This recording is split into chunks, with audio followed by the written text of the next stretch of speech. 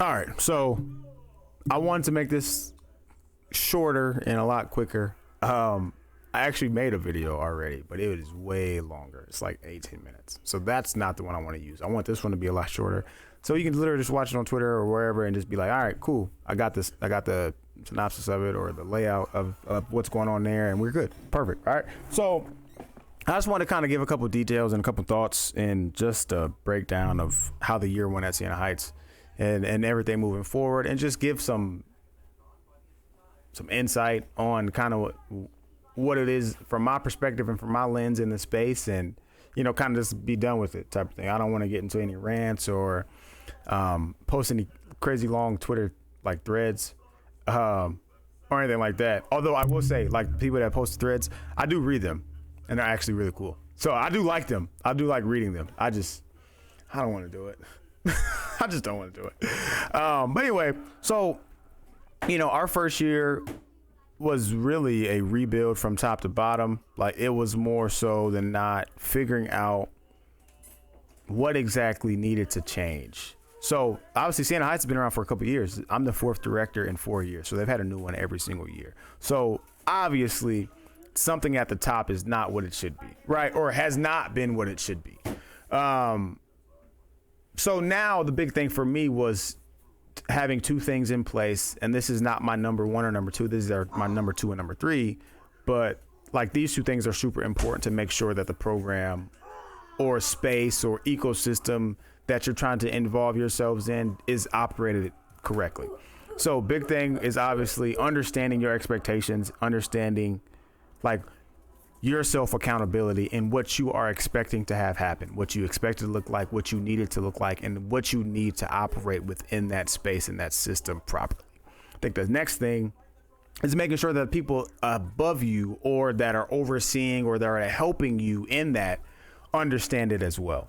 So I think what happens with a lot of these directors / programs and universities and campuses, I think what's happening, a lot of people and a lot of entities, they're like, hey, let's start a program because we need the bottom line. We need to hit the dollar amount. We need the retention. We need the enrollment. We need that number. We need to be a business, right? Which school is a business, which is fine. Like, it has to be. Like, I get it. To a degree, it has to be. But whatever.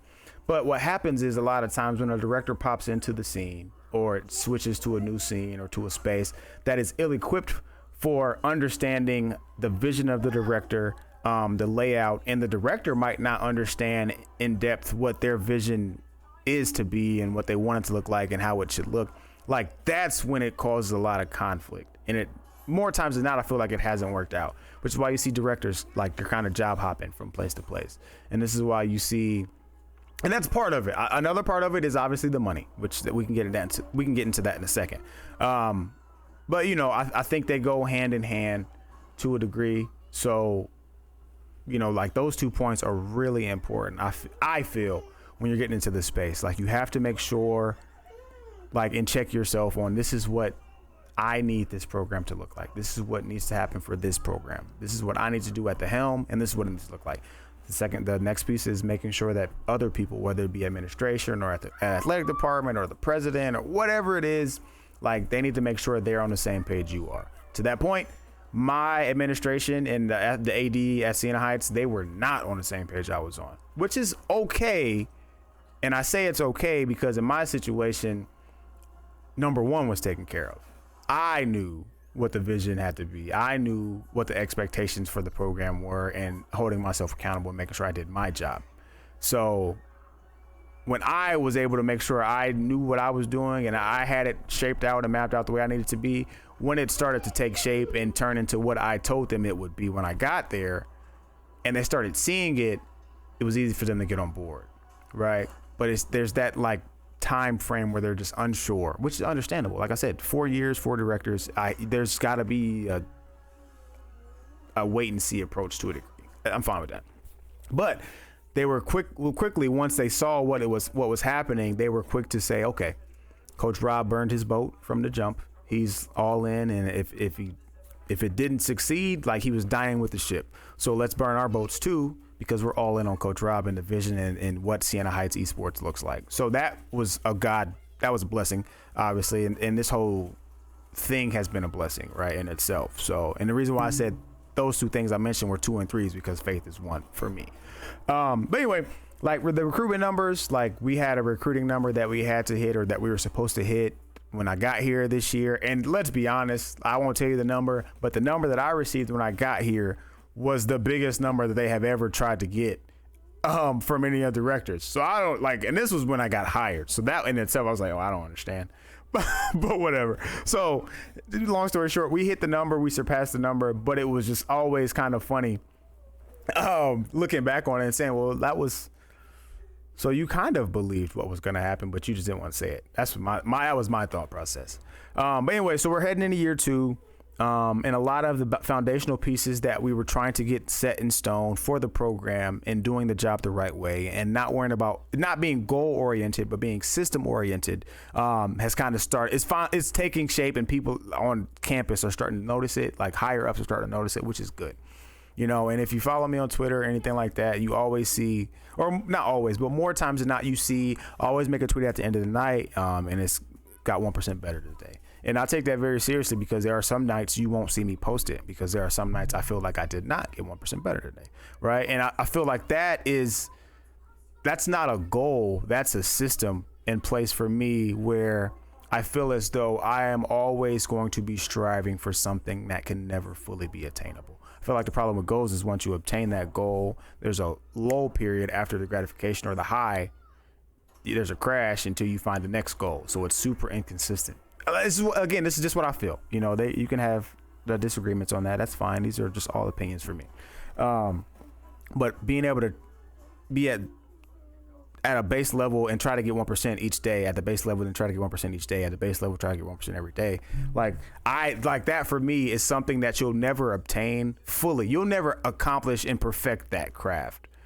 You will always be chasing better, which keeps you hungry to always want to be better. I feel like that's just me. But again, this is more so me just kind of giving you a bunch of bullet points all over the place. For people trying to get into the space, and this is, again, from my perspective, being at the high school level, running the high school program to a degree, and then now making a jump to the collegiate program. For people trying to get into the space, whether it be high school, collegiate, or anything, those 2 points I mentioned earlier are super important. Like I said, like understanding what your description is and what your plan is and what you need in place, and then understanding the job expectations that they have that are above you, making sure their expectations fit exactly what your expectations are. Because as long as everybody in that group that is making the decisions, as long as everybody's on the same page, like it sets you up for a decent amount of success. The other part obviously is going to be the financials. There are directors that leave and go back and forth because the money isn't right, and they're hiring you as a director / head coach, but you have to be the head coach for all these titles, and it doesn't work out, and you get burnt out, and you just honestly, let's be real, like most directors, they're not well versed in every game at a challenger or top 500 or SSL, or they're not well versed in every title to that degree to be able to do it, and it's a lot. Let's be honest, it's a lot. You can't do it. It takes a village. And so, I've seen it a couple of times with that model of like the athletic department and, the AD is the director of esports, and then you have coaches, and then the coaches have players, and the players have assistants, or the coaches have assistants and stuff like that. Like that's the model that you have to hit. And I'm trying to wrap it up quickly here.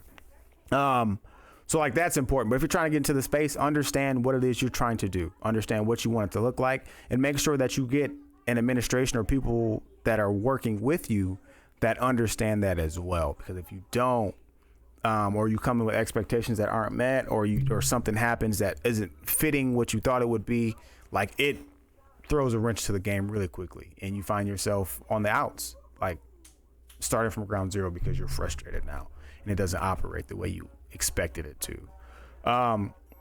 So again, man, this was just kind of my little rant, and by no means like this was not to brag or anything like that. Like if you know me at all, like that's not what I'm trying to do here. I just want to shed a light on the lens from us here at Siena Heights,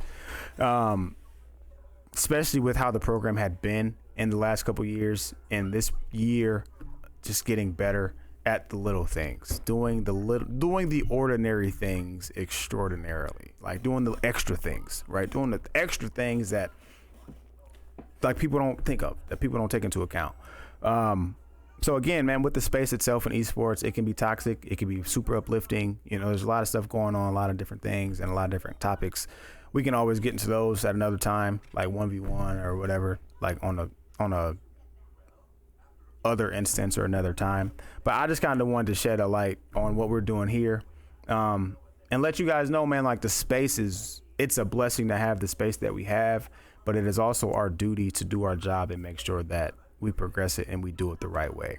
That means we don't have to be toxic on Twitter. We don't have to like do certain things, right? And that's why my circle for esports, like, it's super small. I don't talk to a lot of people. I talk to maybe 5 people, like, consistently. I'm super cordial with everybody, obviously. Like, I don't hold grudges against anybody, but there's not a lot of people that I like talk to or that I like reach out to and send a message to, like, or DM or a text to. Like, it's I'm too focused on making sure that the people that I have under me are prepared for life and everything on from that point. So, man, just do your job, do it the right way, and just continue to live that blessed life, man. Living that purpose, if this is your purpose, and if you think it is your purpose and you're not in it yet, get into it, man. Reach out to me, reach out to anyone. Like, I know Clerky is a super big resource. Cody is too.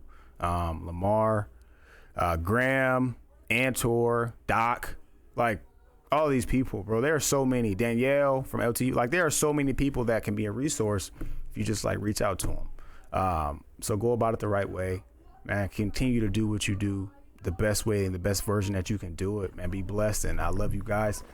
You know the vibe. Do what it do, man. All right. See you later.